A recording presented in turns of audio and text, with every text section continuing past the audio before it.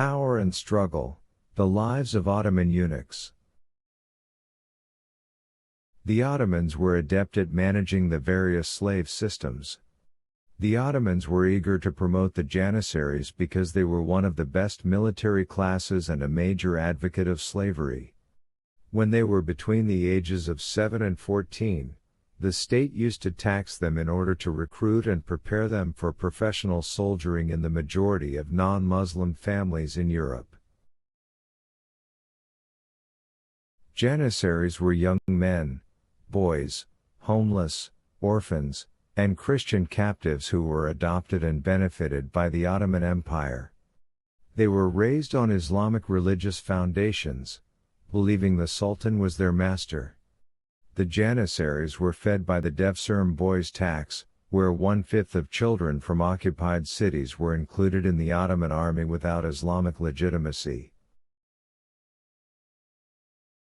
The Ottoman Empire committed immoral acts, including enslaving people and depriving children of basic rights, including protection from their parents. The Janissary army considered these children captives of wars with Byzantine and Eastern Christian kingdoms. This led to the decorum tax, a periodic tax collected from Eastern European Christians. The tax is a crime against humanity and a reminder of the black history of the Ottomans who claimed Islam.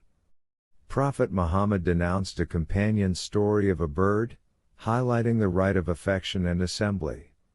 This raises questions about the dignity and freedom of the person Allah created, who should not accept oppression or submissiveness. The Ottoman Empire adopted a system of castration against the Aghas, chiefs of servants, in the Sultan's palaces, despite Islamic Sharia's prohibition of castration.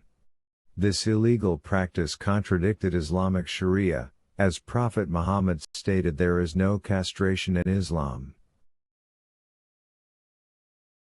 The concept of castration in Ottoman society was a pernicious one, involving enslavement and oppression. If castration was the only crime, it would have been enough to convict the Ottomans of human rights violations and enslavement. The Ottomans ruled by conspiracy, brutality, and enslavement, with women being their primary targets. Their view of men and women reveals their complex internal issues. Castration was applied as a punishment to the Janissary soldiers, who deviated from military discipline. So if the abusive acts of the Janissary were repeated, they would be punished by law, and the eunuch judgment would be enforced. The chief of the Janissaries was the one who orders this punishment, and it is a great and cruel punishment because whoever suffers this punishment will lose his manhood, which qualifies him to work inside the harem palaces. In the Ottoman Dark Ages, the feminist environment was filled with intrigue, with eunuchs living in royal harem palaces. These women were of great importance and practiced the hidden role of Ottoman politics. The conflict between the harems intensified the authoritarian atmosphere, leading to strange stories and plots within the palaces. The walls of these palaces could tell horrors and dreadful stories. The eunuchs were ridiculed and had their freedom and dignity taken away from them while living in harem palaces. They were devoid of the natural impulse that Allah had endowed them with. Castration denied them the opportunity to experience actual fatherhood and the ability to have their own children to support them in old life.